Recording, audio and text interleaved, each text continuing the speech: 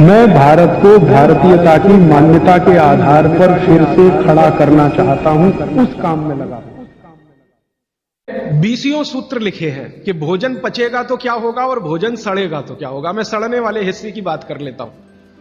वो कहते हैं कि भोजन अगर सड़ना शुरू हुआ तो सबसे पहले गैस बनेगी, वायु बनेगी,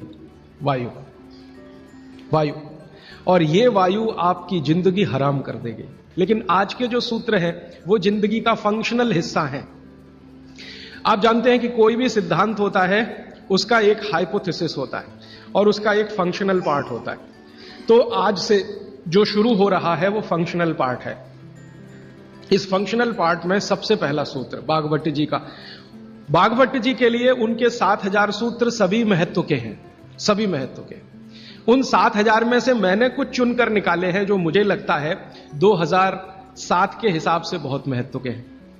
हो सकता है 3500 साल पहले कोई सूत्र बहुत महत्व के हों और अब 2007 में हमारी जीवन शैली के हिसाब से वो उतने महत्व के ना हो, क्योंकि बागभट्ट जी ने जिस जीवन शैली में रहते हुए वो सूत्र लिखे हैं वो ऋषि मुनियों की जीवन शैली है। आपकी जीवन शैली और ऋषि मुनियों की जीवन शैली में थोड़ा अंतर है। तो आपकी जीवन शैली के हिसाब से मैंने जो सूत्र निकाले और जिनको मैं महत्व का क्रम देता हूं उसमें सबसे पहला सूत्र, संस्कृत में वो कहते हैं कि पेट जिंदगी भर आपका अच्छा रहे, दुरुस्त रहे। इसका मतलब यह है कि आप जो कुछ भी खा रहे हैं उसका ठीक से आप पाचन करते रहे। वो कई बार ये लिखते हैं अपने सूत्रों में कि खाना महत्व का नहीं है, खाने को पचाना महत्व का है। आपने खाने को खाया ये इतना महत्व नहीं है, जिसको आपने खाया उसको पचाया ये ज्यादा महत्व का है। क्योंकि भोजन पचेगा तो रस बनेगा, उसी रस में से मांस, मज्जा, रक्त, मल, मूत्र, वीर्य, मेद ये सब बनेगा, अस्थियां बनेंगी और वही आपके शरीर के लिए आगे जीवन में काम आएंगी। तो खाया वो महत्व का, उससे भी ज्यादा महत्व का खाया हुआ पचाया। तो वो कहते हैं कि पेट हमेशा दुरुस्त रहे, माने पाचन क्रिया आपकी हमेशा अच्छे से चलती रहे। इसके लिए पहला सूत्र उन्होंने लिखा भोजनांते विषम वारी। ये पहला सूत्र मेरे हिसाब से, उनके हिसाब से नहीं, मेरे हिसाब से पहला सूत्र भोजनांते विषम वारी।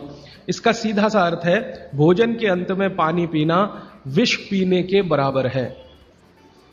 सूत्र ये है भोजन अंते, भोजनांते। आप जानते हैं संस्कृत में मिला के कहने की परंपरा है। भोजन अंते माने भोजन के अंत में, भोजनांते विषम वारी। विष समझते हैं आप, जहर, जहर जैसा क्या है? पानी। भोजन के अंत में पानी जहर के जैसा है, विष के जैसा है। यह सूत्र है। अब इसको थोड़ा व्याख्यायित करता हूं ताकि समझ में आए। भोजन के अंत में पानी विष के जैसा है, ये बात वो कह रहे हैं। इसको समझना चाहिए कि क्या कह रहे हैं। सूत्र उतना ही है, समझने के लिए मैं आपको बहुत उदाहरण दूंगा ताकि आप जल्दी पता कर पाए। बागभट्ट जी ने एक सूत्र में ये कहा है कि हमारा जो शरीर है इसका जो मुख्य स्थान पेट है, इसमें एक स्थान होता है पेट के अंदर, नाभि, लेफ्ट साइड में, नाभि से थोड़ा ऊपर जहां मेरा हाथ रखा हुआ है, इस स्थान को कहते हैं जठर। संस्कृत में कहते हैं जठर, हिंदी में कहते हैं आमाशय। जठर, आमाशय, अंग्रेजी में चाहे तो एपिगैस्ट्रिकम। तो ये जो जठर स्थान है, बागभट्ट जी कहते हैं कि इसमें अग्नि प्रदीप्त होती है, उसी को कहते हैं जठराग्नि। जठर अग्नि, जठराग्नि। तो वो कहते हैं कि जो आपका जठर स्थान है इसमें अग्नि प्रदीप्त होती है और भोजन जो कुछ भी आप करते हैं वो पहले जठर में ही जाता है, आमाशय में इकट्ठा होता है, वहां अग्नि प्रदीप्त होती है। वो अग्नि भोजन का पाचन करती है। यह है महत्व की बात। अब अग्नि प्रदीप्त हुई, आपने भोजन किया, अग्नि प्रदीप्त हुई। और बागभट्ट जी इसके लिए एक सुंदर श्लोक लिखा है, लंबा है लेकिन हिंदी में बताता हूं। वो ये कहते हैं कि खाते ही अग्नि प्रदीप्त होती है, ऐसे ही जैसे आप बिजली के स्विच को ऑन करते ही लाइट जलती है। ये ऑटोमेटिक है, अपने आप होती है। आपने रोटी का पहला टुकड़ा मुंह में डाला और जैसे ही टुकड़े को चबाना शुरू किया, लार बनना शुरू हुआ, तुरंत अग्नि प्रदीप्त हो जाती है पहले ही टुकड़े में। तो ये अग्नि प्रदीप्त हुई। अब आप जो भोजन कर रहे हैं ये इस अग्नि के प्रभाव में पचेगा। तो भोजन के पचने की क्रिया में पहले भोजन रस में बदलेगा। पहले पेस्ट बनेगा, जैसे टूथपेस्ट की कंडीशन होती है वैसा बनेगा, लुगदी जैसा। फिर उसमें से रस बनेगा, फिर रस में से सब कुछ बनेगा। तो वो कहते हैं कि आपने जैसे ही भोजन किया अग्नि प्रदीप्त हुई। अब ये अग्नि भोजन को पचा रही है और आपने भोजन पूरा करते ही पानी पी लिया, गट गट गट गट गट गट। तो क्या हुआ? अग्नि शांत हो जाएगी। आपके रसोई गैस में चूल्हा जल रहा है गैस का, और जलते हुए चूल्हे पर पानी फेंकिए तो बुझ जाएगा। अग्नि का पानी से मेल नहीं है, दुश्मनी है। तो आपके पेट में खाना खाते ही अग्नि जल रही है। अब आपने पीछे से गिलास 2 गिलास पानी पी लिया, कोई लोग तो लोटा भर के पी लेते हैं, कई लोग तो भोजन से ज्यादा पानी पी लेते हैं। तो ये जो पानी गया, इसने अग्नि को शांत कर दिया। अब अग्नि शांत हो गई तो फिर भागवत जी कहते हैं भोजन पचेगा नहीं, वो सड़ेगा। अब उन्होंने 20 सूत्र लिखे हैं कि भोजन पचेगा तो क्या होगा और भोजन सड़ेगा तो क्या होगा। मैं सड़ने वाले हिस्से की बात कर लेता हूं। वो कहते हैं कि भोजन अगर सड़ना शुरू हुआ तो सबसे पहले गैस बनेगी, वायु बनेगी, वायु। और ये वायु आपकी जिंदगी हराम कर देगी। और ये वायु की तीव्रता जब बढ़ेगी तो गले में जलन होगी, छाती में जलन होगी, पेट में जलन होगी। फिर और ज्यादा तीव्र अगर ये हो गई वायु तो ये शरीर में जाएगी, घूमेगी, क्योंकि वायु को पकड़ना मुश्किल है, जहां स्थान मिलता है वहीं जाती है। तो ये वायु पूरे शरीर में घूमेगी तो सिर घूमेगा, आपको चक्कर आएंगे, सिर में दर्द होगा, पीठ में भी दर्द हो सकता है, हृदय स्थान पे भयंकर दर्द हो सकता है। कई बार तो इतना दर्द होता है कि आपको लगेगा कि हार्ट अटैक आ गया, लेकिन वो वायु का दर्द है, हार्ट अटैक नहीं। और ये जो वायु बनी भोजन के सड़ने से, इसी वायु में से भागवत जी ने सूची बनाई है कि 103 रोग पैदा होंगे।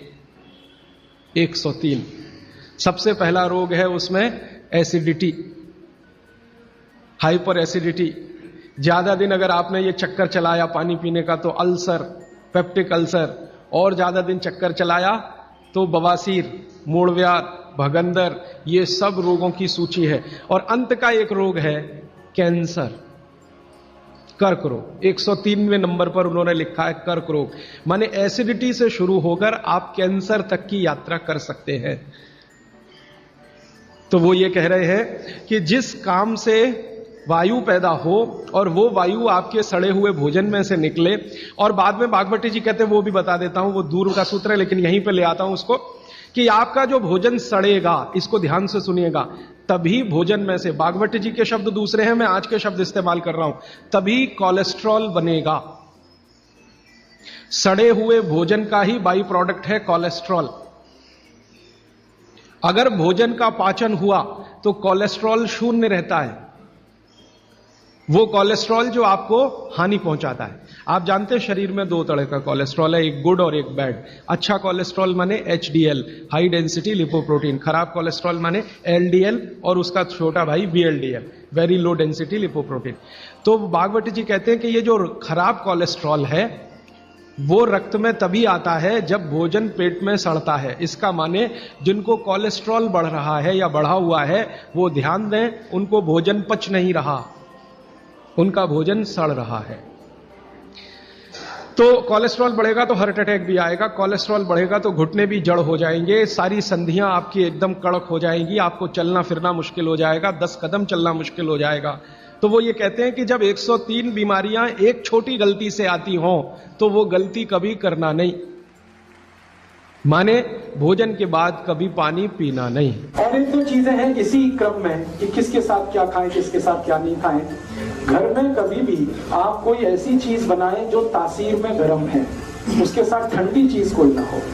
जैसे आजकल मैंने देखा है, हम गरम गरम खाना खा के आइसक्रीम जरूर खाते हैं, अपना सत्यानाश करते।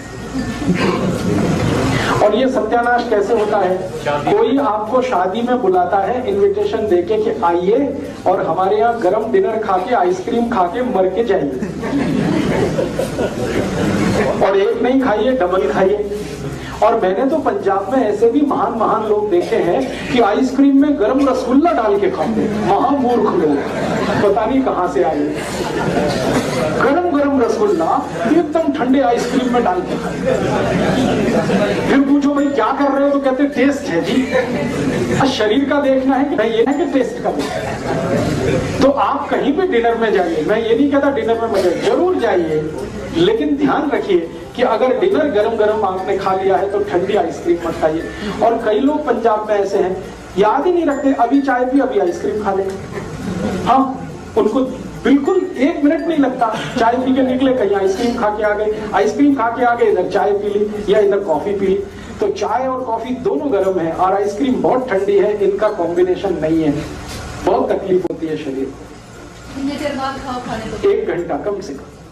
गर्म चीज खाने के 1 घंटे के बाद ठंडी चीज, या ठंडी चीज खाने के 1 घंटे के बाद गर्म चीज। और वैसे मैंने कल आपको सूत्र बताया था, ठंडा कुछ खाना ही नहीं है, क्योंकि आइसक्रीम तो 10 डिग्री से कम की है, वो शरीर को तकलीफ ही देने वाली है। तो आप बोलेंगे फिर आइसक्रीम को कैसे खाएं? गर्म करके खाइए। अगर आइसक्रीम खानी है तो उसको गर्म करें। मैं एक अमृतसर गया था एक बार, तो अमृतसर में एक बहुत अच्छी चीज, शायद यहाँ भी होगी, कुल्फी।